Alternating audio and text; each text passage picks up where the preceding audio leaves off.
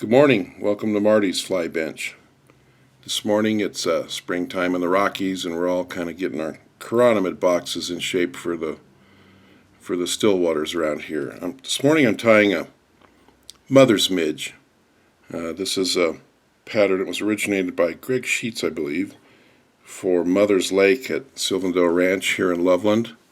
His original pattern was a parachute. I never could get that to look good when I tied it, so I've couldn't leave well enough alone, made a few tweaks for getting the pattern the way I like it. I think I've retained the good trigger parts of this fly. I'm tying it on a size 16 hook. If you want to, you can pick a little heavier wire. This thing floats pretty good, so if you're going to target some big fish, give yourself the benefit of a little heavier wire. I'll tie it as small as a 20 and as big as a 12 or so. Vary your thread. This is olive, A dot. I've tied this with black, gray, tan. The SHUCK is an Antron yarn. I don't know, 10 or 12 strands of it or so. I'm not making these wraps very tight, because if I do, I can compress the Antron and make it splay out. I want to keep it kind of straight. Truth of the matter is, once you start fishing it, it's going to get kind of ragged anyway, but I'll start it off neat for the fly box. Cut it about the length of the shank.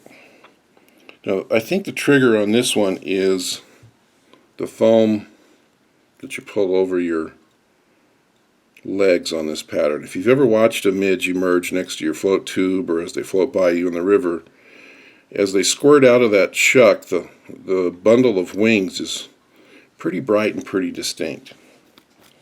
So I tie this in white this morning, but I'll also tie it with a tan foam. Now, my grizzly hackle is a little bit oversized. This hackle would be okay on a 14, but I like a little extra length on this one, so I'm going to tie it in so that the shiny side of the feather is facing forward. And it's kind of the reverse of what most of the advice is for dry flies, but this isn't meant to sit up on the water. It's going to sit down flush, so I want to shape it so these legs kind of sweep back, and if there's any curve in your feather, putting the shiny side forward will take care of it. Now, to get a little bit of volume on the front half, I'm going to put in a couple of turns of peacock.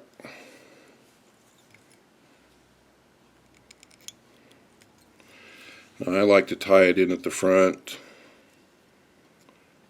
make a couple of turns towards the back, and then come through it with the thread. Now we'll keep that from unraveling if you ever break it.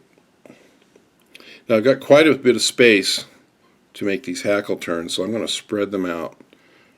I'm only going to make a couple of turns, 3 at the absolute most, and spread them out over the area you prepared.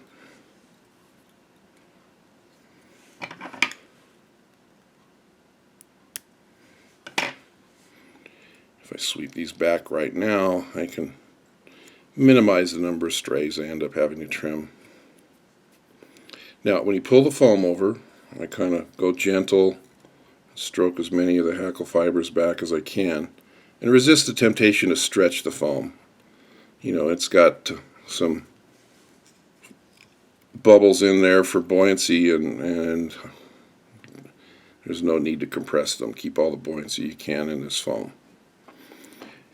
Now, this thread will cut the foam, so these wraps aren't very tight. I'll get up in front of it, and then I can make some tighter turns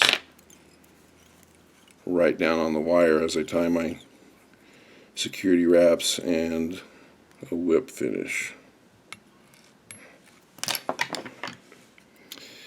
And as a little added precaution, don't trim your foam too tight.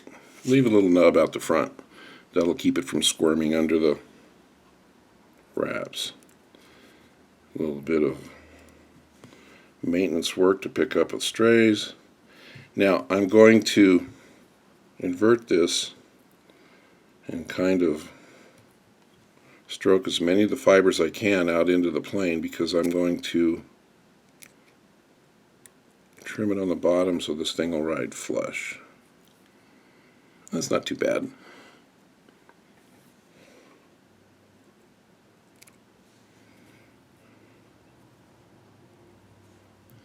So there we go. That's going to ride flush in the surface film. It's going to give you a nice white target for the fish, imitating the wings as they come out of the shuck.